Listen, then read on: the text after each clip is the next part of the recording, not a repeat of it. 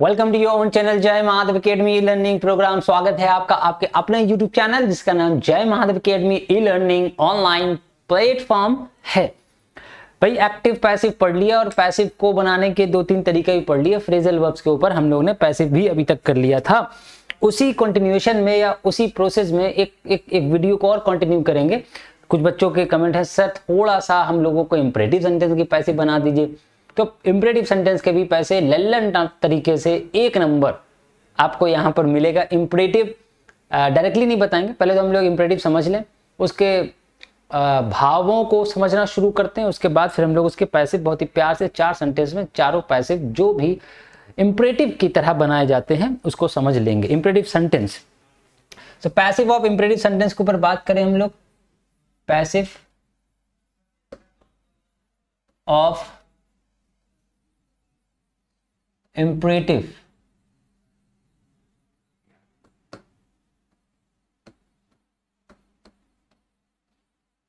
Passive of imperative sentence, लेकिन फिर भी हम पहले पैसिव नहीं समझेंगे, इंपरेटिव सेंटेंस समझेंगे। और इंपरेटिव सेंटेंस क्या है क्या नहीं। इंपरेटिव सबको पता है, अगर सबको नहीं पता तो जिसको नहीं पता उसके लिए है। बस let me introduce the senses of imperative sentence. Imperative sentence से क्या क्या सेंटेंस क्या क्या भाव आ सकते हैं, ठीक। चलिए, इससे कमांड आएगा, ऑर्डर आएगा, एडवाइस आएगा।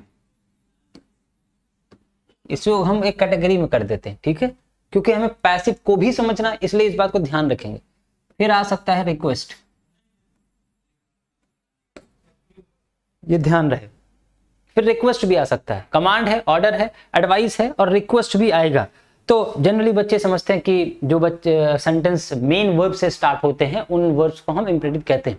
लेकिन बच्चे अगर आप ये नहीं समझे कि इंपरेटिव सेंटेंस में कौन सा सेंटेंस क्या भाव दे रहा है और कौन से सेंटेंस का जो भाव दे रहा है उस हिसाब से उसका पैसिव क्या बनाया जा सकता है, तो फिर बेकार। इंपरेटिव सेंटेंस को पढ़ना भी और समझना भी, क्योंकि आपने समझा नहीं। आपने तो ये समझा कि the sentence starting with the main verb, जो वो सेंटेंस जो मेन वर्ब से स्टार्ट हो रहे हैं उन्हें हम इंपरेटिव सेंटेंस कह रहे हैं, है ना।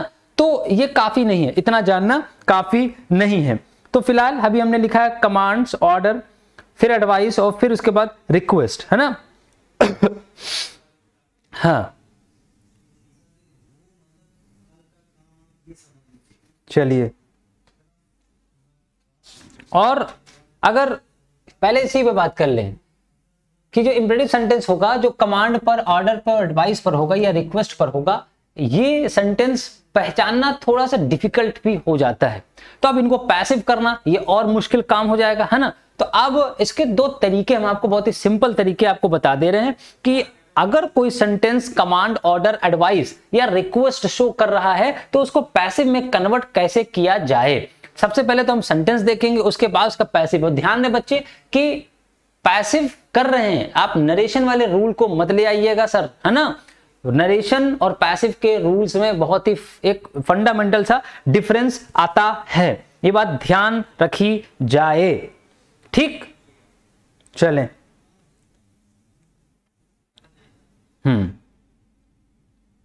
चलिए एक सेंटेंस पढ़ते हैं, एग्जाम्पल लेंगे सेंटेंस से। Example, help the poor. और कोई भी जल्दी जल्दी में बनाएगा नहीं बेटा, ठीक है। कोई भी जल्दी जल्दी में बस भन से बनाने देना, समझ लो। समझोगे तो आगे अपने आप कर लोगे, नहीं समझोगे तो कोई दिक्कत नहीं है, वो हमेशा गलत होता रहेगा। और दूसरा सेंटेंस लिखते हैं, ओपन द विंडो, ठीक। अब दोनों सेंटेंस को हमने लिख दिया आपके सामने। अब बच्चे दोनों सेंटेंस का हमें भाव जो बता सकता है वो बिल्कुल बता दे कि पहले सेंटेंस में जो भाव है वो क्या आ रहा है और दूसरे सेंटेंस में जो भाव है वो क्या आ रहा है, ठीक। कमेंट करते रहेंगे, आप कमेंट करते रहिए और हम उसे देखते भी रहेंगे। लेकिन अब इसका ये जवाब दे दें कि help the poor, open the window, इसका मतलब निकल रहा है कि गरीबों की मदद करो, और दूसरे में विंडो को ओपन कर दो, ठीक। विंडो को ओपन कर दो।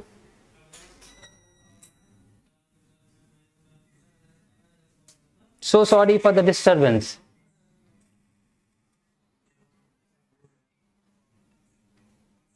I will stop for 2 or 3 minutes, so just wait.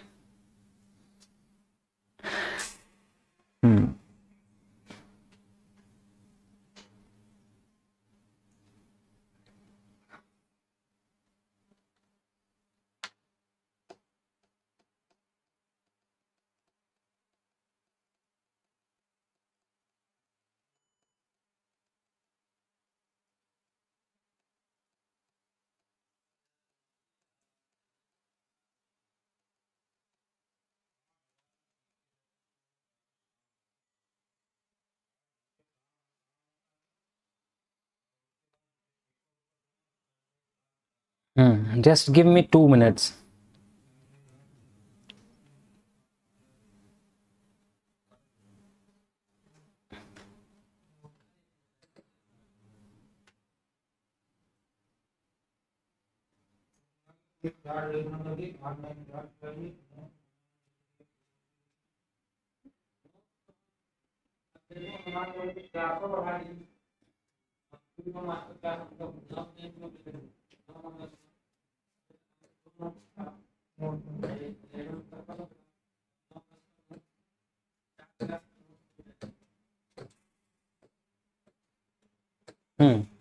चलिए कोई नहीं, दिक्कत हो गई।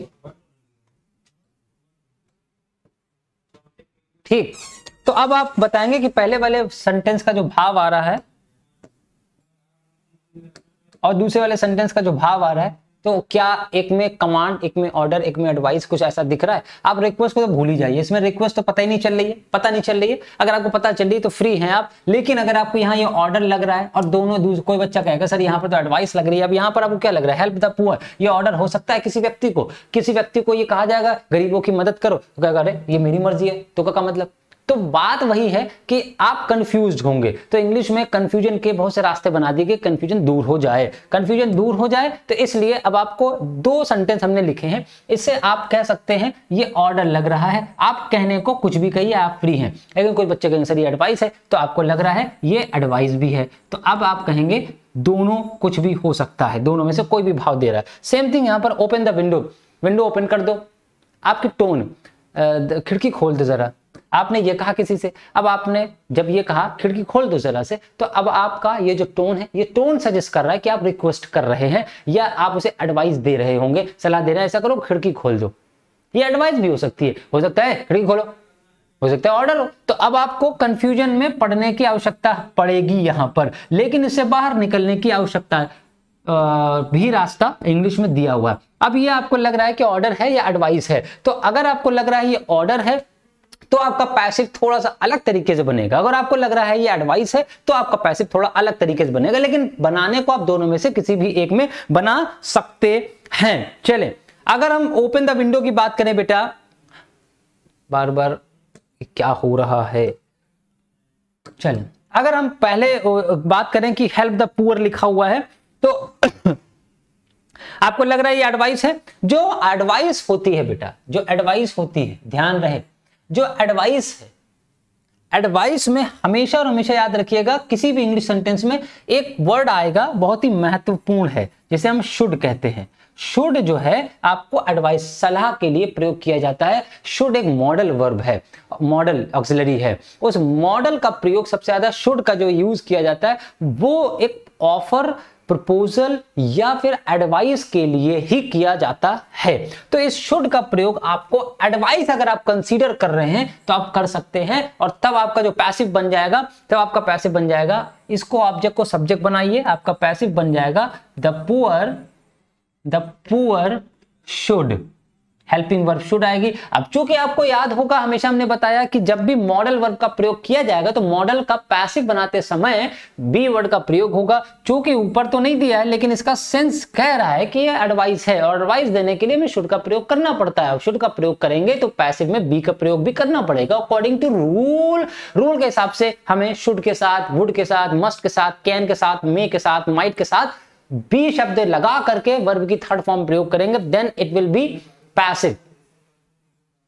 तब ये पैसिव बनेगा। So the poor should be, अब वर्ब क्या है, हमेशा की तरह हेल्प को हेल्प्ड लिख दीजिए, जो कि नेसेसरी पार्ट ऑफ पैसिव है। वर्ब की थर्ड फॉर्म। तो ये हो गया एडवाइस को व्यक्त करने वाला स्ट्रक्चर। तो अब आपका स्ट्रक्चर क्या बन के आया, subject should plus be plus verb third, ये आपका स्ट्रक्चर बनकर आया, ये बात ध्यान रहे। ठीक, उसके अलावा आपका अगर अदर वर्ड है तो आप अदर वर्ड जोड़ सकते हैं, आपके लिए कोई दिक्कत नहीं है अदर वर्ड्स, वरना कोई नेसेसरी नहीं है कि हर सेंटेंस में अदर वर्ड्स आए। तो आपका ये स्ट्रक्चर बनेगा किसको, एडवाइस को शो करने के लिए। हम नेक्स्ट स्लाइड पे लिख दे रहे हैं कि advice the sentence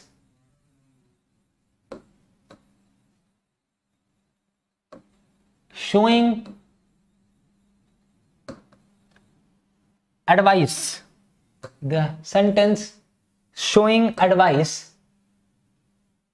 structure, passive structure इसका देख लीजिए, subject plus should plus be plus verb third plus other words.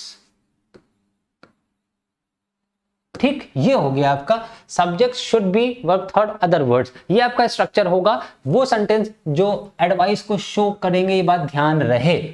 ठीक, अब और भी सेंटेंस ले लेते हैं भाई, और भी सेंटेंस ले लेते हैं।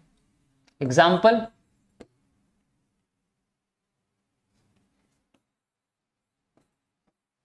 Consult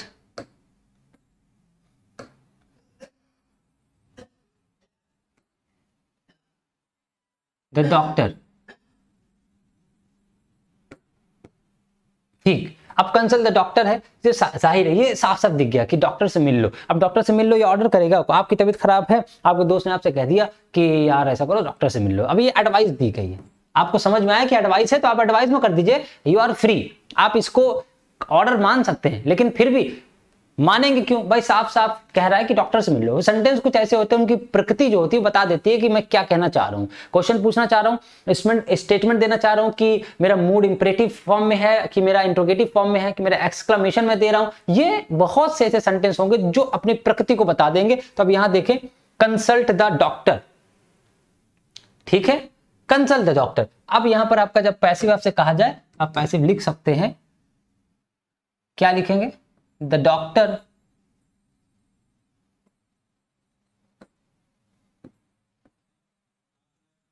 should be consulted. ठीक, ये लिख दिया जाएगा। ये लिख दिया जाएगा बेटा, बाकी कमेंट करते रहो बेटा, कमेंट करते रहो, अच्छी बात है। हाँ, तो ये जब आपको लग रहा है कि इससे एडवाइस शो हो रही है। अब हमने एक सेंटेंस लिया, हमने कहा हमने कहा कि चलिए एग्जाम्पल लेंगे, कुछ एग्जाम्पल है। अच्छा, पहले वाला एग्जाम्पल क्या था बेटा, पहले वाला example open the window, open the window को ले लेते हैं, open the window, open the window. अब बहुत से बच्चे कहेंगे सर ये समझ में नहीं आ रहा है, हो सकता है बच्चे कह दें सर ये तो एडवाइस है, हो सकता है कुछ बच्चे कह दें ये ऑर्डर है। तो अब अगर ऑर्डर है, ध्यान रहे, अगर ये ऑर्डर है, अगर ये ऑर्डर है, पहले वाले को भी ऑर्डर मान सकते हैं, इससे पहले 2-3 सेंटेंस हमने जो बताया उसको ऑर्डर मानेंगे। अगर ऑर्डर है तो आप इसका जो पैसिव बनाएंगे वो पैसिव ये बनाएंगे बेटा, let the window be opened, let the window be opened, let the window be opened. ये बात ध्यान रहे, अगर ऑर्डर है तो इस वर्ड का प्रयोग आवश्यक रूप से करेंगे, जो आपका ऑब्जेक्ट होगा, वर्ब के बाद वाला जो पार्ट है वो ऑब्जेक्ट ही है, और लेट के बाद उसको एक सब्जेक्ट के रूप में यूज करके बी वर्ड लगाइए, और देन वर्ब की third form, that is a necessary part. हमने ऑलरेडी बता रखा है कि any kind of passive takes always takes the third form of the verb, that is called the past perfect, है ना। पास्ट परफेक्ट फॉर्म को use करते हैं जो कि थर्ड फॉर्म है, और यहां पर भी बी लगा देंगे। ठीक, ये ध्यान रहे। तो अब इसका स्ट्रक्चर क्या बना भाई, यहां देख लें, the sentences showing the sentences showing order, order को शो करने वाले सेंटेंसेस। स्ट्रक्चर देख लें बेटा, पैसिव, इसका स्ट्रक्चर क्या बनाएंगे वो देख लें। लेट लगाइए, ठीक है, लेट, LET, अगर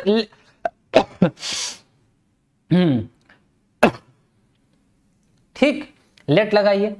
अब जो ऑब्जेक्ट है उसको यहां पर ऑब्जेक्ट रखिए, उसके बाद बी रखिए, देन वर्ब थर्ड, और देन अदर वर्ड्स का प्रयोग कर सकते हैं इफ दे कम। ठीक, ये आपका स्ट्रक्चर हो गया।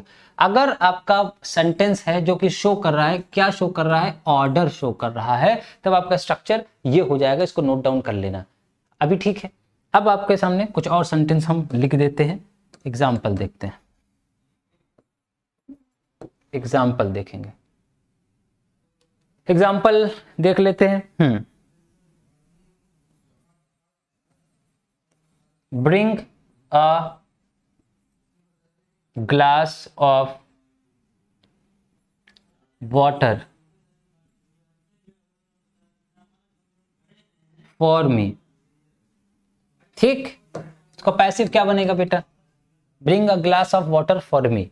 अ ग्लास ऑफ वाटर, इसको आप कंसीडर करें ऑब्जेक्ट, तो आप लिखेंगे लेट से, let a glass of water be, bring का third form brought for me.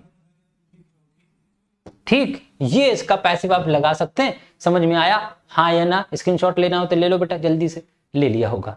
Late a glass of water be brought for me, ये आपके लिए फ्रीडम थी कि जहां पर आपको एडवाइस और ऑर्डर में फर्क ना लगे, तब वहां पर आप ऐसे दोनों में से कोई भी स्ट्रक्चर यूज कर सकते हैं। अगर आप चाहें तो इसको आप ये भी कह सकते हैं, क्या क्या कह सकते हैं आप, इसका दूसरा पैसिव भी बना सकते हैं, अ ग्लास ऑफ वाटर। इसमें अगर आप एडवाइस मान रहे हैं तो आप कहेंगे should be brought for me, ये भी आप लिख सकते हैं। दो हैं पैसिव, नीचे वाला आपके एडवाइस को शो करेगा, ऊपर वाला लेट से ये आपके ऑर्डर को शो करेगा। अब बच्चे, हमें इस बात इसको समझाने के पहले एक चीज बतानी चाहिए थी, लेकिन नहीं बताई, अब बता रहे हैं। अब अगर आपने देखा होगा तो ये जो जितने भी सेंटेंस हमने एग्जांपल में लिए, चाहे ये bring a glass of water, उसके बाद ऊपर देख लें ओपन द विंडो, इसमें जो क्रिया यूज हुई है बेटा, इसमें जो क्रिया यूज हुई है, क्रिया वर्ब जो यूज हुई है, वो क्रिया किस नेचर की है, आप बता सकते? What kind of nature of the verb used in these sentences, in sentences में जो वर्ब यूज हुई है वो किस नेचर की है, बताएं बेटा, बताएं।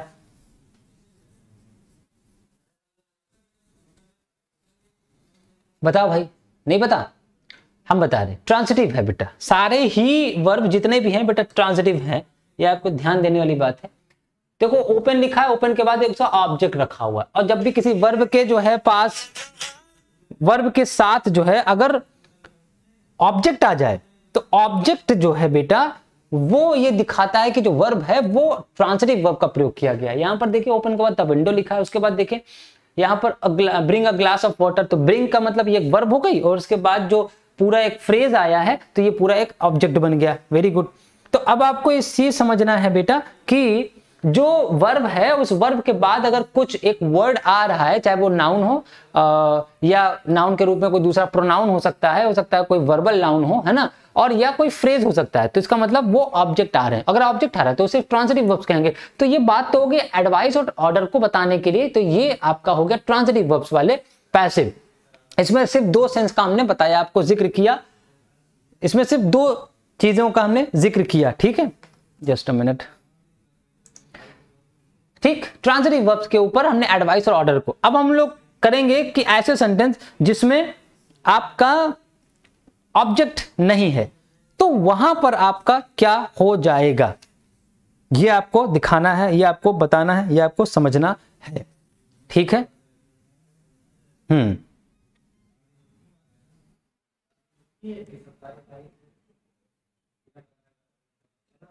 चलें, अच्छी बात है। चलिए आगे चलेंगे भाई।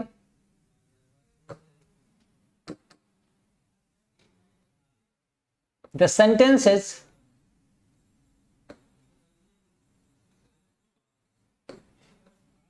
showing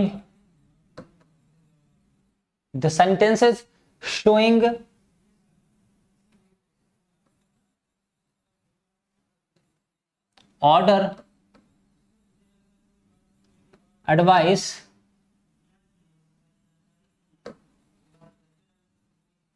without any object, बिना किसी ऑब्जेक्ट के जब किसी सेंटेंस में एडवाइस और ऑर्डर आ जाए। एडवाइस, ये ध्यान रहे बेटा, एक वर्ड होता है एडवाइज और एक वर्ड होता है एडवाइस, ये स है, ठीक है। यहां पर सा प्रोनाउंसिएशन निकलेगा और यहां पर जा निकलेगा। ये this is the verb and this is the noun. तो यहां पर हमने ऑर्डर वर्ब के रूप में यूज किया है, सॉरी नाउन के रूप में, और एडवाइस को भी नाउन के रूप में यूज किया है, इसलिए हमने यहाँ पर एडवाइस लिखा हुआ है। वहां एडवाइस नहीं, एडवाइस जो सलाह शो करें, सलाह मतलब एडवाइस होता है परामर्श, है ना। चलो तो इसमें अब आपको एक एग्जांपल देते हैं बेटा, एग्जांपल देते हैं। Example, stand up,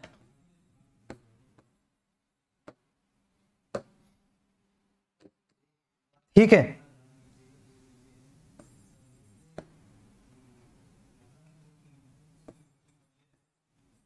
go to bed,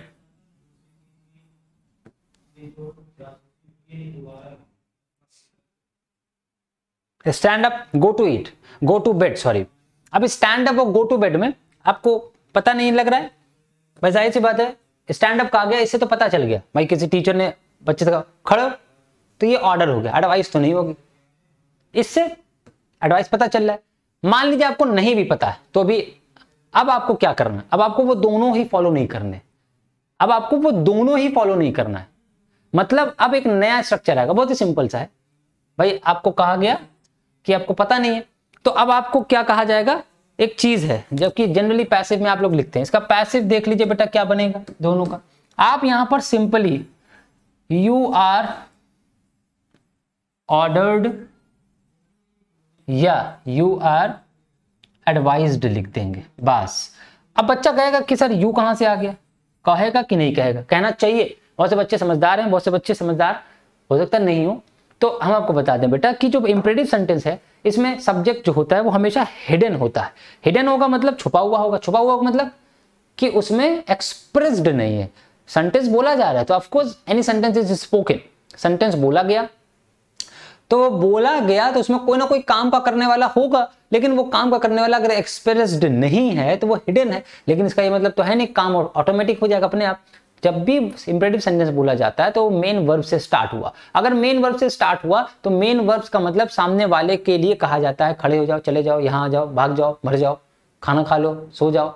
तो इसका मतलब जो बोल रहा है वो सेंटेंस जो है अपने लिए नहीं बोल रहा है, इसका मतलब फर्स्ट पर्सन तो आएगा नहीं, ठीक है। सामने वाले के लिए 99% सेंटेंस होते हैं इंपेरेटिव, और सामने वाला जो होता है वही बेटा हमारा सेकंड पर्सन होता है, और सेकंड पर्सन को ही हम यहाँ पैसिव में एक सब्जेक्ट के रूप में यूज कर सकते हैं। तो यू आर ऑर्डर्ड, आपको नहीं समझ में आया तो आपने लिखा यू आर ऑर्डर्ड, या फिर आपको लग रहा है एडवाइस है तो यू आर एडवाइज्ड। यहां पर एडवाइस मत लिखना बेटा, इसको वर्ब के फॉर्म में यूज करना है तो आप एडवाइज्ड लिखेंगे, और फिर उसके बाद टू प्लस वर्ब की फर्स्ट फॉर्म, तो यहां पर स्टैंड अप लिखा हुआ है तो आप स्टैंड अप लिख दीजिए, ठीक। फिर उसके बाद क्या है दूसरा सेंटेंस में, यू आर ऑर्डर्ड या एडवाइज्ड। ध्यान रहे एडवाइज्ड वर्ब की थर्ड फॉर्म लगाई जाएगी, क्योंकि आप जान रहे हैं पैसिव में कन्वर्ट कर रहे हैं आप, तो यू आर और यू आर के बाद वर्ब की थर्ड फॉर्म ही आएगी, ठीक है। क्योंकि प्रेजेंट इंडेफिनिट टेंस के हिसाब से अगर आप चाहे तो आपको सलाह दी जाती है, आपको आदेश दिया जाता है, ये इसका हिंदी हो गया। क्या करने के लिए, टू गो टू बेड। लेकिन जहां पर सेंस सामने या साफ साफ दिख रहा हो बेटा, तो वहां पर हम एडवाइस ही लगाएंगे या फिर ऑर्डर ही लगाएंगे। जैसे पहले वाले में स्टैंड अप लिखा है तो साफ पता चल रहा है कि ऑर्डर ही हो सकता है, सजेशन नहीं होगी, क्योंकि स्टैंड अप जनरली बड़ा छोटे को ही कहता है, छोटा कभी बड़े को नहीं कहता, खड़े हो जाओ डीएम साहब नहीं कहेगा। तो इसी तरीके से गो टू बेड जनरली पापा मम्मी कहते बेटा जाओ सो जाके चलो, तो ये आपको दिख रहा है सलाह कि बेटा जाओ सो जाओ, देर हो गई बहुत, है ना। कभी कभी ऑर्डर भी हो जाता है go to bed. I hope कि आप समझ गए होंगे, ठीक।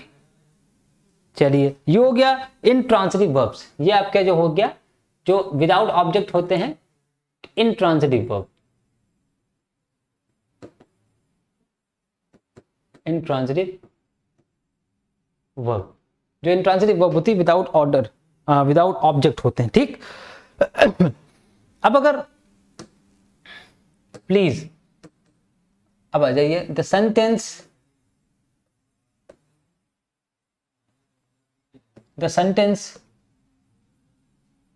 showing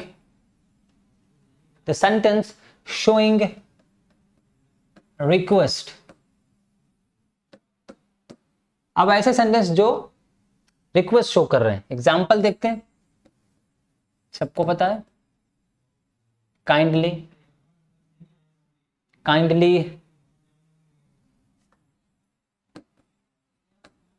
give me your pen, kindly give me your pen, ये कह दिया गया। अब दूसरा example, please help him cross the road, कृपया उसकी मदद करें रोड को क्रॉस करने में। अब यहां पर रिक्वेस्ट को शो करने के लिए आपको ध्यान देने वाली बात है, जब भी रिक्वेस्ट आपको लग रहा है तो आपको लगना नहीं चाहिए, इट मस्ट बी कंफर्म्ड। और कंफर्म किससे होगा? इन दो शब्दों से कंफर्म होगा आपका कि that these sentences are showing request, ये सेंटेंस रिक्वेस्ट शो करेंगे। या तो काइंडली वर्ड आना चाहिए या तो प्लीज वर्ड आना चाहिए। बहुत बार ऐसा होगा कि आप रिक्वेस्ट कर रहे होंगे और आपके मुंह से ये वर्ड ना निकले, तो उस टाइम पर हमारे जो टोन, हमारा जो जेस्चर, हमारा जो पोस्चर, हमारा जो लिप्स, हमारे जो माउथ पूरा होता है, पूरी बॉडी वो बोल जाती है कि आपकी जो पोजीशन है वो रिक्वेस्टिंग वाली पोजीशन है या नहीं। कभी कभी आप सामने लगे 5 बजे, तो अब आप एक्चुअली मांग रहे हैं, so you depend on the compensation of somebody, आप किसी दूसरे के कॉम्पनसेशन पर डिपेंड करते हैं। Very good. लेकिन अब आपकी जो टोन है वो रिक्वेस्टिंग टोन नहीं है, आप मांग तो जरूर रहे हैं भाई, आप किसी से मांगेंगे तो आपका होना चाहिए लगना है 5 बजे दे दे 5, तो ये रिक्वेस्टिंग टोन समझ में आती है। अब ऐसा भी नहीं है कि किसी से हेल्प मांगे तो कहते भाई हम मदद कर दे, तो ये बहुत ज्यादा प्लीडिंग और अर्ज हो जाएगा, ये हद से ज्यादा प्लीड हो जाएगा। तो अगर आप रिक्वेस्ट कर रहे हैं तो please show me the way, please give your pen, please give me 1 rupee, आप कह सकते हैं। वहां पर आपका टोन बहुत हाई और बहुत लो ना हो, तब आपकी वो रिक्वेस्ट कहलाएगी। बहुत ज्यादा लो हो जाएगी, पैथेटिक हो जाएगी, तो वहां पर आपका जो वर्ड यूज होगा वो अर्ज वर्ड यूज होता है या प्लीड वर्ड का प्रयोग करते हैं, ठीक है, जिसका बहुत ही कम प्रयोग होता है, या फिर आप प्लीड वर्ड का प्रयोग कर सकते हैं, प्लीड, ठीक है। तो ये भिखारियों के लिए होती है। जैसे आप आपके घर पे आते होंगे शनिवार, रविवार, गुरुवार, जब भी आते हो उनका एक डे होता है जिस दिन उनको जो है हफ्ता जो है चाहिए होता है। कुल मिला के आजकल तो एक ट्रेंड बन गया, सभी जानते हैं, बच्चे भी, आप लोग के मोहल्ले में भी ऐसे अच्छे खासे लोग आ जाते होंगे, हाथ पैर सलामत है, लेकिन हरि ओम और अल्लाह के नाम पर मतलब सिर्फ चीज़ें हम ही लोग की वजह से ख़राब हैं, ये चीज़ें सोसाइटी के लिए एक बदनाम जो है वो है। तो ये नहीं होना चाहिए, उनको समझना चाहिए अगर हाथ पर भगवान ने सही सलामत करे हैं तो of course they should work harder, थोड़ा सा मेहनत करेंगे तो of course they can earn money and they will run their livelihood. तो बहरहाल, तो वो जो टोन यूज करते हैं ना, देखते हैं आप लोग कितने अच्छे होते हैं, लेकिन कभी उनकी हंसी पर, उसके दांतों पर देख लीजिएगा, दांतों आप रिक्वेस्ट कर रहे हैं, रिक्वेस्ट करते करते वो जो रिक्वेस्ट कर रहा है आपसे, तो जब तक दांत नहीं दिखा रहा है तब तक तो अच्छा है, और जैसे दांत दिखा पता चलता है ये रिक्वेस्टेड पैसे जाकर के बीड़ी पान सिगरेट में खा जाते हैं। तो उनकी जो रिक्वेस्ट होती है उसको हम प्लीड कह सकते हैं, अर्ज कहते हैं। वो एक्चुअल में रिक्वेस्ट नहीं करते, रिक्वेस्ट जो होती है वो एक बराबर वालों के दो बीच में हो सकती है, थोड़ा छोटा थोड़ा बड़े के बीच में हो सकती है, लेकिन एकदम बेचारा वो भिखारी है और आप घर के मालिक हैं 50 लाख के, तो जाहिर सी बात है यहाँ पर वो रिक्वेस्ट नहीं करेगा, वो बहुत ही जो है अर्ज करेगा, एकदम भीख की टोन में आपसे मांगेगा। तो अब जब रिक्वेस्ट आ जाए बेटा तो सिंपली है, आप इन दोनों वर्ड का प्रयोग नहीं करेंगे। जब आप इसका पैसिव बनाएंगे बेटा, जब आप इसका पैसिव बनाएंगे, ठीक है, पैसिव देख लीजिए। अब आप इसमें भी कहेंगे you are requested, you are requested. यहां पर वही चीज, जब रिक्वेस्ट आ रही है तो रिक्वेस्ट में सिर्फ यही वाला आपको फॉलो करना है, यू आर रिक्वेस्टेड। उसके बाद टू लगा करके जैसा सेंटेंस लिखा है वैसा लिख दीजिए, to give me your pen, तो मुझे कृपया अपना पेन दे दो। सेकंड वाले में भी यही कर सकते हैं, you are requested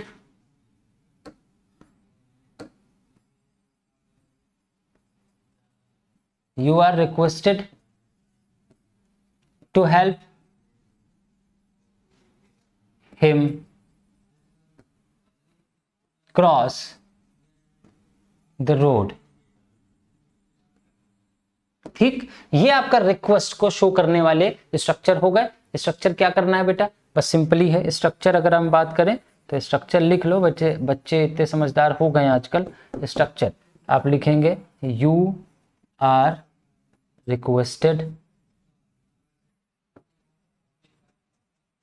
plus to plus verb की first form plus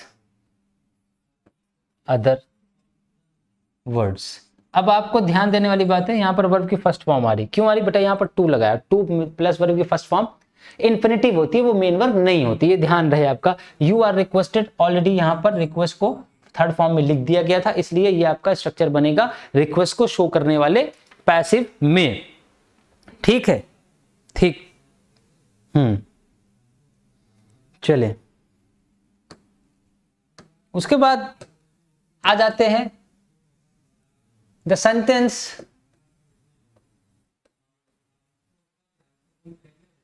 sentences showing showing न करते हुए आप the sentences already having let, वो सेंटेंस जिसमें ऑलरेडी लेट होता है। इसमें नोट कर लीजिएगा,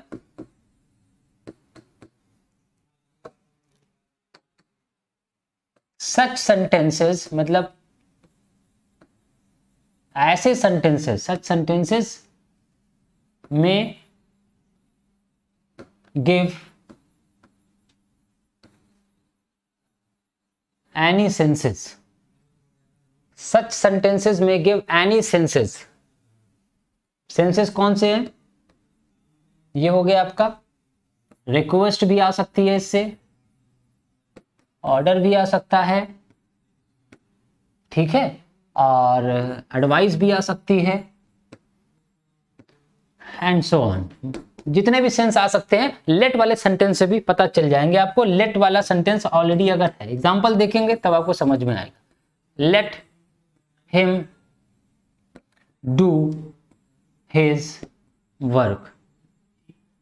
चलिए सेंटेंस बताएं कि आपका ये इसका जो कौन सा नेचर है, ये क्या लग रहा है, कौन सा नेचर है इस सेंटेंस का, मतलब मूड क्या है। Let him do his work, इस सेंटेंस का जो मूड है वो क्या है, रिक्वेस्ट कर रहा है, ऑर्डर दे रहा है, एडवाइस दे रहा है, कमांड, सजेस्ट, जो भी है। आप करेंगे क्या इसको बताइए।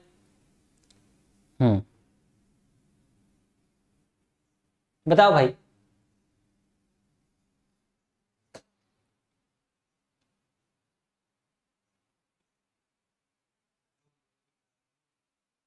नहीं पता, चलो हम बता दें। इसमें लेट एक वर्ब आ गई। चलिए अब आपसे हम कहें ये हिम क्या है, दिस इज एन सब्जेक्ट। ऐसा है तो ऑब्जेक्ट के फॉर्म में लिखा, बट यहां पर जो मेन ऑब्जेक्ट है वो है हिज वर्क।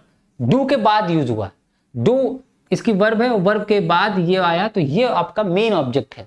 तो इस मेन ऑब्जेक्ट को सब्जेक्ट बनाइए। इसका पैसिव देख लीजिए, लेट को लेट की जगह लिखा रहने दीजिए, लेट, और उसके बाद his work, late his work. अब इसमें बी वर्ड लगाइए, बी, उसके बाद डू का थर्ड फॉर्म डन लगाइए, late his work be done, और फिर हिम को बाय हिम करके लिख दीजिए। ठीक,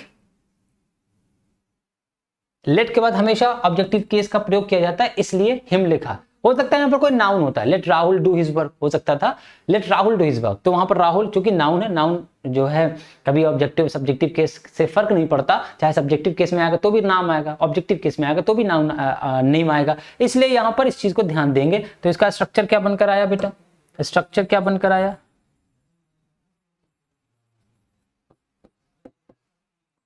लेट प्लस ऑब्जेक्ट, मतलब जो नाउन है, नाउन या प्रोनाउन,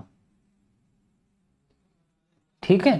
फिर उसके बाद वर्ब, बी आएगा, वर्ब की third form, plus by plus object. ठीक, ये हो जाएगा आपका, ये हो जाएगा, ये आपका स्ट्रक्चर है आपके इंप्रेसिव सेंटेंस, जिसमें ऑलरेडी लेट आ जाता है। अब यहाँ पर आपको पता नहीं चल रहा था कि क्या है, तो इसलिए जैसे let him do his work, अब आपको पता ही नहीं क्या है, तो अब आपको कोई सेंस लगाने की आवश्यकता नहीं, आपका स्ट्रक्चर ही थोड़ा सा अलग है। Late his work be done by him. अब इससे ना रिक्वेस्ट पता चल रही, ना सजेशन पता चल रही, ना ऑर्डर पता चल रहा है, ना कमांड पता चल रही है, ना प्रपोजल, ना ऑफर, कुछ नहीं, तो यहां पर कुछ है भी नहीं। अगर let him do his work लिखा हुआ है तो ये कुछ भी हो सकता है, लेकिन अगर लेट से सेंटेंस स्टार्ट है तो आपका स्ट्रक्चर ये फॉलो करें, let is work be done by you, let लगाएं, फिर ऑब्जेक्ट यहां पर लिखा है उसको सब्जेक्ट बनाकर लिखें, बी लिख दें, उसके बाद वर्ब की थर्ड फॉर्म बाय लगा करके वो वाला ऑब्जेक्ट जो लेट के बाद लिखा गया है। इतनी बात क्लियर हो गई? ठीक,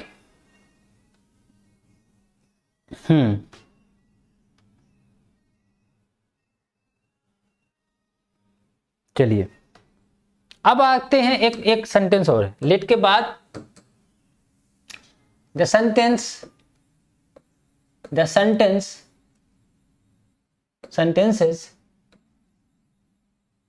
having let us, वो सेंटेंस जिसमें लेट अस लगा होता है, लेट के बाद तो कोई दूसरा ऑब्जेक्ट आ रहा है, लेकिन ऐसे एक पर्टिकुलर विशेष प्रकार का सेंटेंस है जहां पर लेट के बाद एस लगा है, उसका पैसिव देखेंगे। पहले तो इस एग्जांपल देख लें, लेट अस प्ले, आओ खेलें, let us play.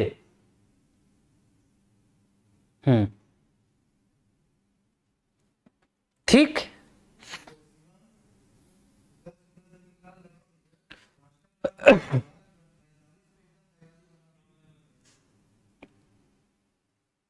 Is it okay?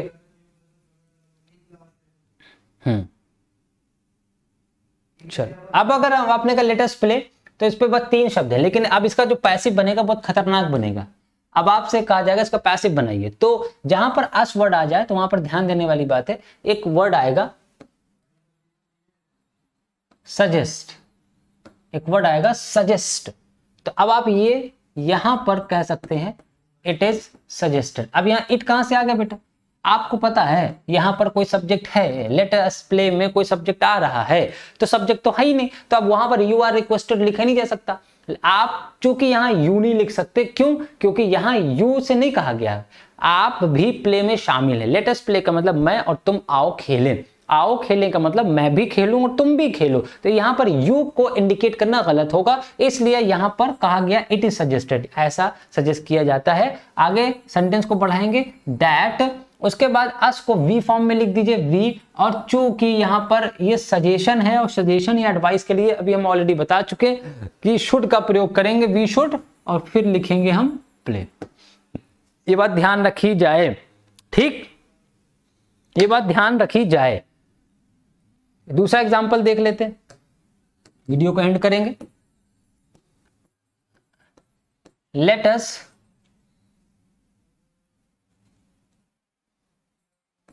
Solve this issue. चलिए इसका पैसिव देख लेते हैं, इट इज सजेस्टेड से लिखेंगे, इट इज सजेस्टेड दैट लगाइए और फिर यहां पर अस की जगह वी करिए, क्योंकि यहां पर दोनों ही शामिल है। वी शुड, यहां पर भी वही है, should solve, we should solve this issue. हो गया, आई होप कि समझ गए होंगे। तो हमने आपको 5 या 6 स्ट्रक्चर बताए, एग्जाम्पल देने की कोशिश करी। समझ में आया तो बेहतर है, आप कमेंट कर दीजिए कि नहीं समझ में आया होगा तो बिल्कुल कमेंट करिएगा, दोबारा से इस चीज को पढ़ाया जाएगा, या फिर नेक्स्ट टाइम कभी भी मौका मिलेगा तो फिर हम लोग एक्सरसाइज करेंगे इसके ऊपर। आज के इस वीडियो में इतना ही। Thank you so much for coming online, stay connected to us, let's wait for the next video lecture, stay home, be safe, thank you so much.